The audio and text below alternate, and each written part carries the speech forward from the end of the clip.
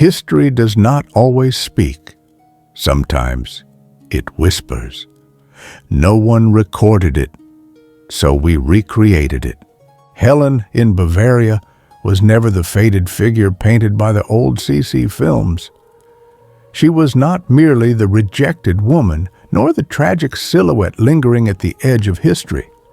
Her story belongs to another register entirely, quieter, slower, and far more enduring.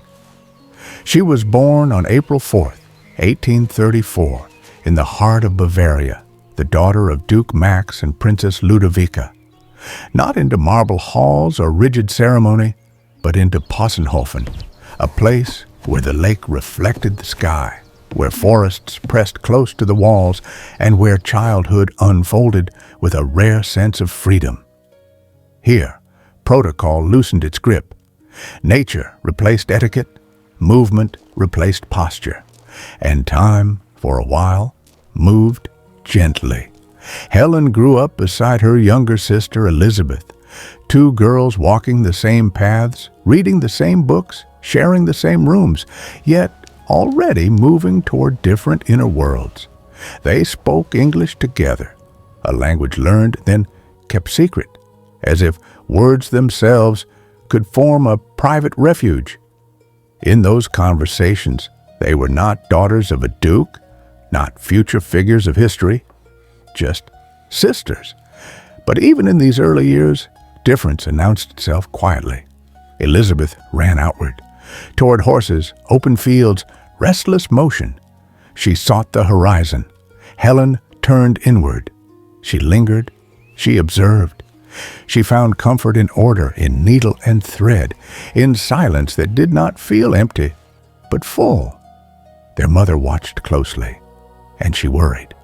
Not because Helene lacked spirit, but because she seemed too serious for a child, too composed, too dutiful.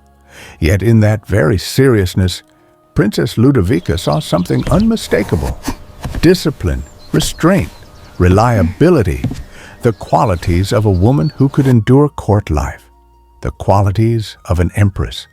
But childhood does not pass unmarked. A young African servant named Osman, part of the household, died suddenly. Too young, too soon. For the first time, Helene encountered death, not as an abstraction but as absence, as silence where a presence had been. Loss entered her world early, and it would never truly leave. As she grew, Helene became tall and slender, with features that did not demand attention, but quietly held it. Dark hair, pale skin, eyes that did not burn with intensity, but rested in thought. Even as a young woman, she carried herself as if time moved differently around her, as if haste had little power over her. When Emperor Franz Joseph of Austria reached marriageable age, the search for a bride began not with romance, but with calculation. Archduchess Sophie, his mother, looked for stability, for obedience, for a woman shaped by duty rather than desire. Her gaze settled on Helene.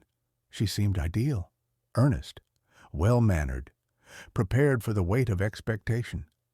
The meeting was arranged in Bad Ischl, a summer retreat, a journey meant to end in an imperial engagement.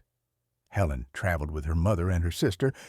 Duke Max stayed behind, not in protest, but in quiet refusal.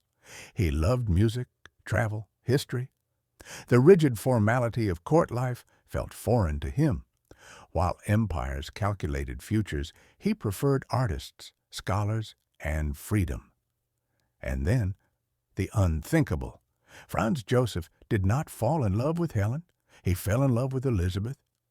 In a single moment, the carefully laid path dissolved.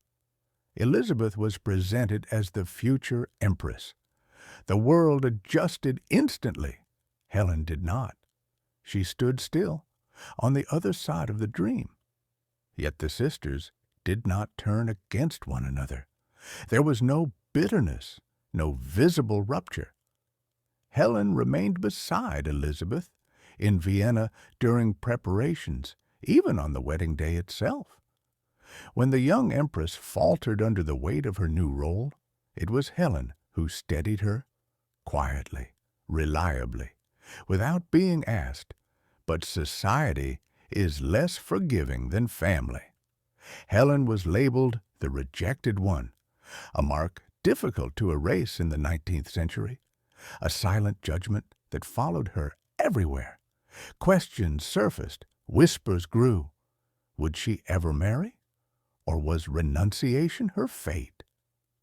Helen did not retreat into sorrow. She returned to Possenhofen and chose a different form of purpose. She cared for the sick. She comforted the poor. She gave her time, her presence, her attention. She painted. She listened. She remained.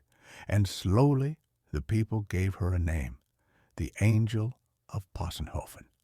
Then unexpectedly love found her, not as a spectacle, but as recognition. Archduke Maximilian of Thurn and Taxis saw Helen not through titles, but through proximity. He knew her character. He understood her strength. He asked for her hand. This time, the choice was mutual. Their marriage was stable, respectful, and sincere. Helen entered a life removed from imperial glare, yet rich in responsibility. She became a wife, then a mother, and once more a sister in service. When Empress Elisabeth fell gravely ill, consumed by fever, weakness, and despair, it was not their mother who was summoned, it was Helen. She left her own children behind, traveled across distance and fear, and sat beside her sister in Corfu. She nursed her, spoke gently, waited patiently, and slowly Elizabeth returned to life. The court took note. They spoke of Helen's calming presence, of her clarity, of her steadiness, but fate was not finished with her. Her husband died suddenly, young, unexpected, irreversible. Helen became a widow with 4 children, and again. She did not collapse. She assumed control of the family's affairs, managed estates, expanded holdings, negotiated decisions. In a world that doubted women's authority, Helen proved competence beyond question. Then came the deepest blow. Her eldest son, the future she had protected, died suddenly. The loss hollowed her. Witnesses spoke of profound exhaustion, of grief carried inward. But there was another son, another responsibility. Once more, Helen took up guardianship. Once more, she endured. In her later years, she withdrew quietly. Time lost its structure. Trains left without her. Meals ended before she arrived. Outwardly distracted, inwardly weary. Yet one thing remained unbroken, her sense of duty. In 1890, Elisabeth came to Regensburg. The sisters met one last time. They spoke in English, as they always had, about life, about pain, about what could not be changed. Shortly afterward, Helen died. She was never an empress, never a legend carved in spectacle. But she was something rarer, a woman who stood when others faltered, who carried responsibility in silence, who endured. Not the tragic figure of cinema, but the quiet strength history often overlooks, the Angel of Possenhofen.